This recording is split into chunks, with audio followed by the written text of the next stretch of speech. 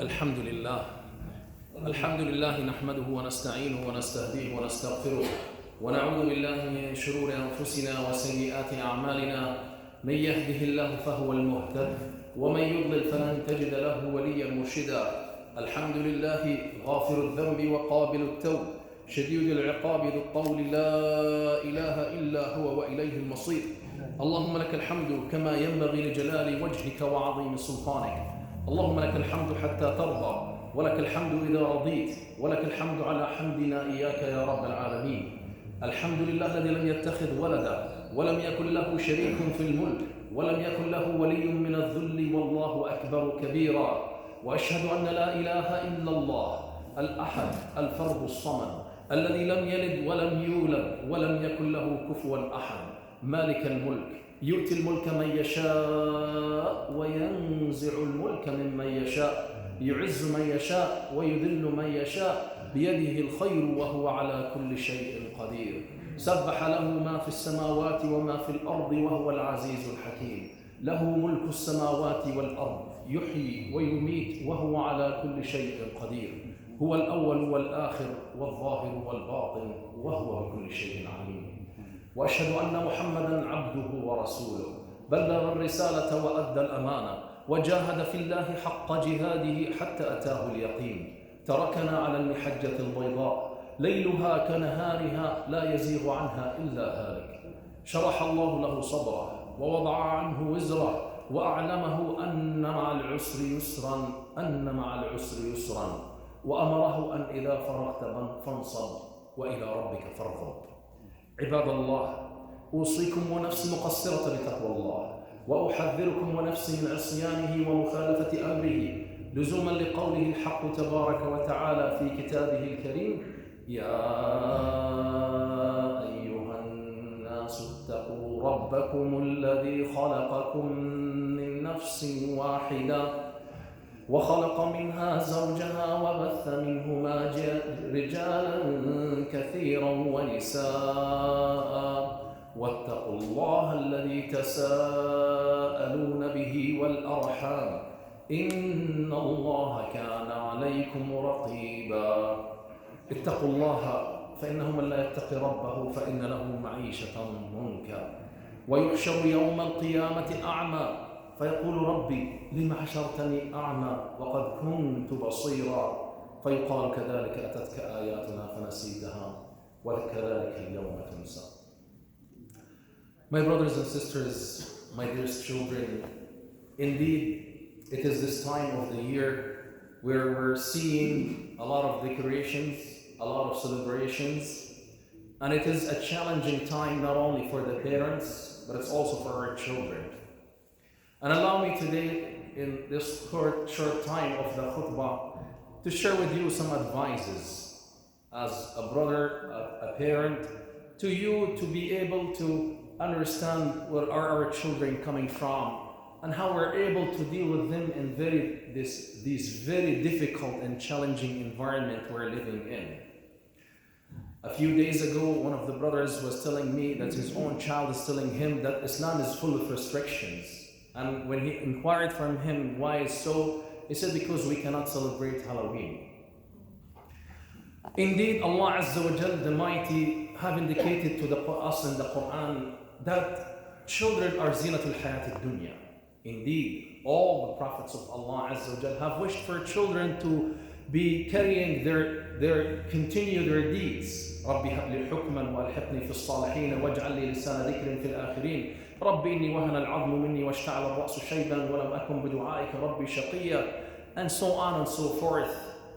The prophets of Allah Azza wa Jal wished for children who could be a sadaqatun jariyah for them in their life and to continue after their death until they meet Allah Azza wa Jal.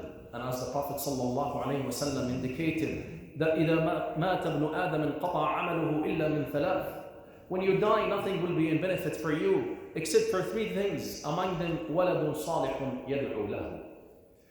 And when we look around us, and those who have been here for a long time can see this happening. There are some children, walillah alhamd, Allah Azza wa Jal have blessed them with the hidayah, they're doing well, and there are those unfortunately who have chosen the other path. The majority, however, is from the second category, not from the first category. And this makes parents wonder, what is it that I need to be aware of? What should I be doing to ensure that I'm doing what is expected from me as a parent? I'm doing my due diligence. I'm fulfilling my responsibility towards the mighty Allah Azza first and towards my children, so that they will be there for me when I need them at a difficult time in my life, and most critically when I leave this dunya, when I'm buried underground, or when I meet the mighty Allah Azza wa Jalla. And one of the first things we need to keep in mind is that Al-Hidayah man yahdihillahu fahuwa al-muhtad. Allah Azza wa Jalla is the one who gives the Hidayah. Allah Azza wa Jalla is the one who provides the salah. And Allah Azza wa Jalla have given us the story of the story of Musa alayhi salam with the Khidr in the Quran. وَكَانَ أَبُوهُمَا صَالِحًا. How the salah and the conscientiousness of the parents automatically reflect upon the salah of the children. والذين آمنوا واتبعتهم ذريتهم بإحسان ألحقنا بهم ذريتهم وما ألتناهم من عملهم من شيء كل امرئ بما كسب رهين. But at the same time, the mighty Allah Azza wa Jalla have also gave us another example of Nuh alayhi salam, who was one of the prophets of Allah Azza wa Jalla, from Ulil Azm, the prophets of Allah Azza wa Jalla that are chosen, from the 6 Ulil Azm. Yet his own child, يا بني اركب معنا ولا تكن من الكافرين. قال سآوي إلى جبل يعصمني من الماء قال لا عاصم اليوم من أمر الله وحال بينهما الموج فكان من المغرقين. Allah Azza wa Jalla gave us also another example of a prophet of Allah Azza wa Jalla, his own child, gone astray and did not choose the right path. But here comes our duty and responsibility. When we do invest in our children, we invest it for the sake of Allah Azza wa Jalla. We do it because we want to ensure that we're planting a seed. If this seed grow up in our life and get multiple folds, alhamdulillah. If it does it afterwards, when we die after this dunya, then alhamdulillah. If it did not work, then at least we have done whatever is expected from us in terms of doing the salah of our life, and the intensive dua to our children, because this is what really matters in this difficult environment and in challenging circumstances we're living in. Dua is much needed for our children and to Allah Azza wa Jal, so that He will be giving them the hidayah and rahmah in their life. Allahumma ameen. Second most important thing, and this is something that I have always talked about in my speeches and talks, how we need to love our children. We need to open our hearts for them. We need to let them feel that they're welcomed in our life. We need to eliminate all the barriers that stands between us and them. Let them hear you making dua for them, whether when you are sitting together on the dining table, whether after you finish your sunnah salah at home and you raise your hand and pray to your family in a loud voice, whether when you are praying in the last third of the night by their bedside so they can see you praying to Allah Azza wa Jalla in the darkness of the night and they can hear you making for them a dua in a time that is acceptable, that Allah Azza wa Jalla provide for them the hidayah and give them the rahmah. Play with them. Let them feel that you're a friend for them, so that they can feel the connection with you. There is a barrier between you and them in terms of the age. Try to eliminate that. They are unable to come up to you, but you lower yourself to them. أمرنا معشر الأنبياء أن نخاطب الناس على قدر عقولهم. The Prophet of Allah indicated that we, Prophet of Allah Azza wa Jal, were commanded to communicate with people based on their level of understanding. Spend some time with them. Let there be family time. Let's reduce or even eliminate the time of coffee shops and shishas, and the times of socializing with other people in the parks or somewhere else. This is irrelevant to the life of the Muslim. Your children are most need for your time, not your friends. Your friends will not be there for you when you are underground or when you meet Allah Azza wa Jalla in the hereafter. Your friends or your buddies or the ones who entertain you or provide the socializing for you will not be there when your child has gone astray or they're going in a path that you are not too happy with. Spend time with them. Let them feel that they connect with you. Let them feel that they belong to the usra, the family that you have created for them. Love and the need of belonging is a natural feeling inside everyone. If you're unable to meet that love and connection in your family, you will go outside and look for them. And that's why many of our children, unfortunately, are turning to gangs groups for the love and support, believe it or not. And I was surprised myself when I did my own research and social studies into this area and communicated with the young people in our community and talked to police officers and talk to different social workers and different psychologists and find out that this is a real fact, this is the truth, this is something that we're dealing with. Unfortunately, our children are turning outside for outside sources for love and the sense of belonging, and unfortunately someone else who has an agenda will do it for them, and then it would be too late sometimes to bring them back to the boundaries of the family, to the love of the family. So take that seriously early in their life and provide for them what it needs so you're able to connect with them. I don't think any of us is disputing the fact that we are living in a very challenging environment. Whether it is when they step outside and they go to the street, or they go to school, or whether when they turn on their gadgets for social media, because I don't know if anybody I hope that we take it serious in terms of having a TV at home, because your time is so precious, and the time of your children is also so precious. And I can't imagine that someone spends hours at night watching TV or watching programs or watching movies. Forgive me for being so critical, but the life of the Muslim, the time of the Muslim is so critical. I personally don't understand. I can't even imagine how would a person be able to find hours to watch movies at night. It's just, when you try to live your life as a Muslim, you're always behind, you're always running behind in terms of your ibadat, in terms of your duties and responsibilities in this life.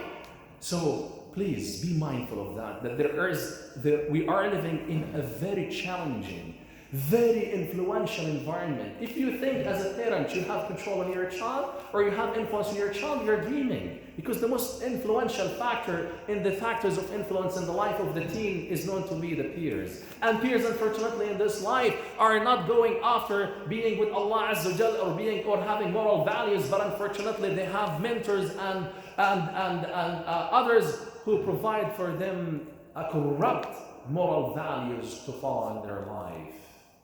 Be mindful of that fact, that you are working against the stream. Therefore, you need to work very hard in terms of providing an alternative for you and your children. Let there be, as I said again, family time for recreational activities. Take them outside, enjoy with them sport activities. Let there be entertainment time inside home with the family members, so you're able to connect, so they can see you as a source of entertainment, as a source of fun. And you will be, as you are engaged together in social activities, you will be the murabbi, you will be the mentor, you will be advising them non-critically, non-judgmentally in terms of how they need to live their life, develop and create in their mind critical thinking. This is something, unfortunately, does not exist in the families of our community. Critical thinking is essential among teens, especially because this is one of the most important features that teens they have in their life, or adolescents develop as they step into adolescence. Critical thinking is very important. Don't tell them just shut your mouth and do what I'm telling you. Be silent and be obedient because I am your father, you should be listening to me. Well, take the time, talk to them. Tell them, yes, indeed, the decorations of the holidays, the decorations of the Halloween might be attractive. There might be a message sent out to you that people are having fun, but let's examine it critically. Let's talk more deeply about the origin of this holiday. Is it a holiday that is based on moral values, or it's a pagan holiday that is coming from Allah knows where the source is? Or what are the things we're gaining out of this? Scaring people, terrifying them, having sugar, going outside, hiding and wearing masks.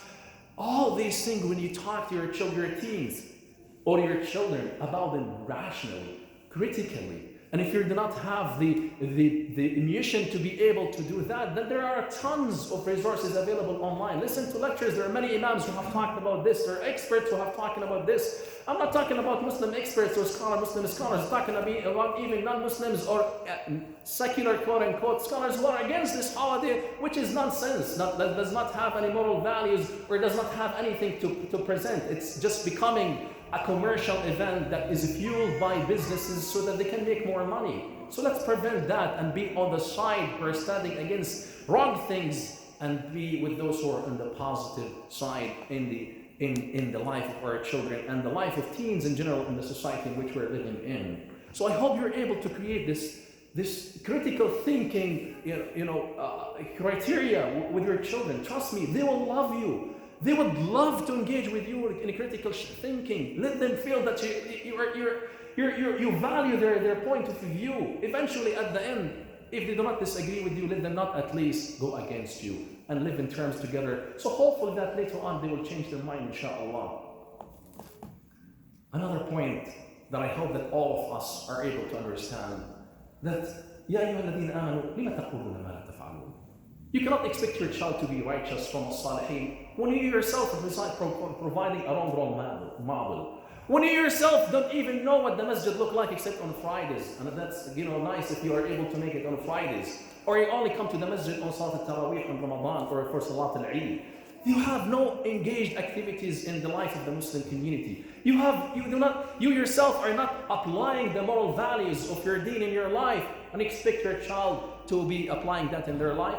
Do not smoke. Well, why do you smoke yourself? Do not lie. Well, why do you lie? Because I see you lying and hear you on the phone talking to your friends. Do not be. Well, start with yourself. And before you ask him to do, then start by doing that yourself. Start by being a musalli, a true worshipper to Allah Azza wa Jal, a true person who believes in the values of the deen, and then say to your child, I encourage you to do this. And when he looks at you or she looks at you and see that you have been living this, it would not be challenging for them to do that because they see a live role model in front of them, and it would not be something that they think that this is illusion, it's only theories. Another important issue, and for us especially who are living in this part of the world, who have left their families and came to this part of the world to establish life, whether fearing persecution or coming for a better life and for better living, or because of whatever the circumstances, we have left behind us a very important, influential factor in the life of our children, which is the extended family. When we were children, when we used to go outside, we were more mindful of our values than we were inside at home, because we know that our parents are more easy and permissive with us. But when we go outside, the neighbor will be watching our footsteps and will be yelling at us if something wrong is happening. We ourselves even would feel that it is a big shame to do something wrong outside because we don't want any of the neighbors to see us or any of the family members to see us, the uncle, the auntie, the grandfather. We don't want to be seen doing something wrong. Here, it's quite the opposite. There's nothing to prevent them from doing the haram thing in our standard, and there's everything that encourages them to follow their whims and desires and their own feelings and their own wishes without being critical of what they're doing in their life. So create a substantial environment or substantial factor for that from the other families who are like yourself. Look to the salihin around you in the masjid. Get to know their families and let their families get to know you and create this social connection between the two of you. Visit each other. Come, which is more important, come to the masjid together and create this atmosphere of lovely, environmental, friendly environment so that your children can feel the connection, so that they connect with the uncles and the aunties in the community, so that when things are not so well with you, they can turn to another person that they can connect with, and you can trust them when they go to this person or that person in the community who you have met in the masjid, and you both are in the same path, in the path of Allah Azza wa Jalla. Another important issue, and I hope that we take this seriously, let's be connected with our masajid. Many of us think of my work is essential for me. It's my source of income and livelihood for my children, so I need to live close by my work. Well, you go to work only once a day and you spend continuous 8 hours minimum, and then after that you have the weekend and you have the evenings. but you have 5 daily salawat to apply to Allah Azza wa Jal. And you have an obligation to be connected to the masjid. Forget about you. Think about your children. Where do you want your children to spend their spare time? Where do you want your children to be able to learn and cherish their social values? You want it to be done in the malls? And this is a sad fact. When I say that, I'm not claiming things. Go to the malls and see how our children are hanging around and wasting and killing their time. This is a sad fact. Where are the parents? Where are we? What we have done to them? What's the alternative that we have provided for them? Let them from early age be connected with the masjid. Come closer to the masjid. If you happen to live far from the masjid, let the masjid be the center of your life. Be engaged in the different activities that will help you to be able to provide the alternative for your children. Get engaged in social activities. Umrah, if you're able to make it with the family, go back home, connect them with your extended family members. Spend money because it is worth it. You're investing in your children and it's not going to be wasted, inshallah, in the skill of Allah Azza wa Jal. One of the most important things is to equip your children to be da'i to the deen of Allah Azza wa Jal. Let them not be passive, but let them be proactive in reaching out and giving the rahmah and hidayah to others around them. This society is in need for the nur of Allah Azza wa Jal. They are in desperate need for the hidayah from Allah Azza wa Jal. And we have it, and we unfortunately don't apply it in our life. So train them from early ages in their life to be da'i to the deen of Allah Azza wa Jal. Let them understand their deen so they're able to go on and move on. And present it to others around them. Another important issue, this is number 8 from the points I have presented, is to make them feel proud of themselves as Muslims. In one of the khutbahs I gave a few weeks ago, I was talking about the power and the influence and the legacy of the Islamic civilization for the past 1400 years. We have a wealth of huge glory, civilization that we have introduced to humanity. We're disconnected from it right now. Even ourselves are not aware of how much we have introduced to humanity and what Islam have done to the people of the earth. Let's go back and raise and revive that in our hearts, and revive it and raise it in the hearts and the minds of our children, so they will be proud of themselves, of their heritage, of their faith, of their language, the language of the Quran, so that they will be able to connect with the Quran and know that they're connecting with the book of Allah Azza wa Jal, the robe of Allah, the book that has not changed because Allah Azza wa Jal have promised to protect it. This book is the only book from the revealed books from Allah Azza wa Jal that has not been changed. It's worth it to connect with it and be from those who stick and hold with it tightly. Another important issue is to ensure that our children are either having an Islamic education or be attending an Islamic schools or be attending homeschooling, which is something in my assessment is a beautiful alternative to those who are financially unable to send their children to Islamic schools. And homeschooling is becoming the trend even for non-Muslims because they know what's in the public system. We're talking about non-Muslims. Go online and Google homeschooling and see how many from different faith and cultural background people in all over the world even now are endorsing and supporting homeschooling because it's an alternative. You get to choose what to teach your child, and you provide for them the social context that in the learning environment that you provide for them, and there's none or no one is best as a teacher than yourself to your own children. So keep that in mind. If you're able to afford it financially, this is something to helpfully, inshallah, be able to invest in with your children, or again, if not, then at least, let the homeschooling be an option, or if not, then at least connect them with the weekend schools, and this is the least. The bear to bear with, or the minimum, which in my assessment is not effective enough in the life of our children. Another important issue, and I can spend even hours to talk about that, is look into the emotional life of your children, especially as they step into their teens. Once your children become teens, one of the most driving forces inside them is the need to connect with the opposite gender. And Islam did not ignore that need. As a matter of the fact, Allah Azza created and knows what is best for it. وَكُلِّ شَيْءٍ خَلَقْنَا زَوْجَيْنِ اثْنَيْنِ لَعَلَّكُمْ تَذَكَّرُونَ. And Allah Azza wa Jalla have asked us, وَأَنْكِحُوا الْأَيَامَ وَالصَّالِحِينَ مِنْ عِبَادِكُمْ وَإِمَائِكُمْ إِنْ يَكُونُوا فُقَرَاءَ يُغْنِهِمُ اللَّهُ مِنْ فَضْلِهِ. We're living in a very difficult time. Let's make it easy for our children. Let's make it, less challenging for our children. Let us pave the road for them so themselves will be able to establish this beautiful unit that we have created for them that is called the Usra, so that they are able to move on in their life with self-esteem, with confidence. They don't have to be fighting the desire away and trying to stay focused in their life and their academic life and academic achievement.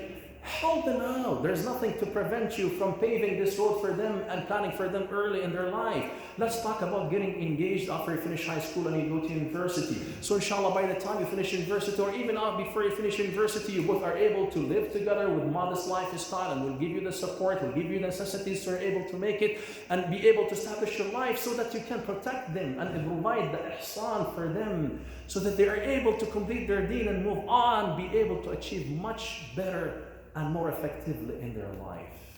وأقول قولي هذا وأستغفر الله لي ولكم فاستغفروه فإنه هو المستغفر.